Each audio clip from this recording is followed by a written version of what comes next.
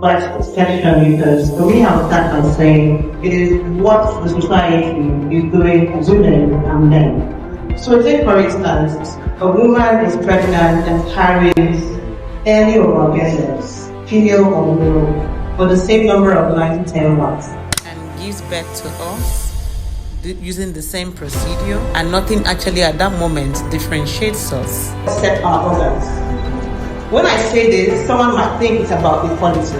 It is not about equality. We came to this earth for different purposes and we are here to serve our purpose.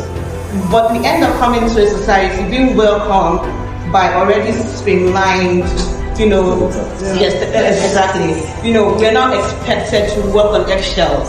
You can't be yourself because you have to please the next person to avoid being seen as someone who you are not actually, going to be tomorrow. Imagine you groom your girl child and tell them to wait and not dream of who they want to become or dream to try and be the person they actually want to be. Because you are hoping that one man someday, whether in need of a therapist or in need of someone who's going to try to groom him himself or carry his burden, is going to come get you to live with him as if that is right, or his slave, or a glorified wife who becomes, the slave in the house, who does all the chores and is unheard of and slave. We're told we belong to the kitchen because that's what society tells us when we first come into this world to live in this environment. But there are countries that are thriving and movement that know that gender is not what it is. It is simply what is imbibed in you, that value you bring to this earth when you're born, and that thing that makes you different from your next door neighbor. We all carry our various gifts, and that's what makes us unique. So I'm thinking, aside from bringing in women, we're bringing women with capacity, women able to do beyond what men are doing, or even able to do what men are doing, but in a dignified way and in a very, very different, way. They approach it differently, and that's what makes it different. There are men too who have come to understand that it's not really about gender. You see, when we keep saying, I am the head, you are trying to tell us what we already know.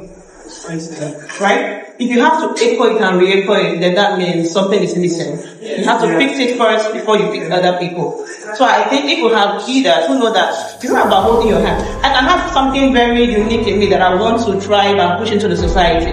But you're holding my hand with an intention that if you get there, I have to leave 2 to 3, 4 people appointments under you. I think those expectations are really there. Exactly. So we're going to have a long, kind of trial and temptation period throughout the people who are trying to get change in this country.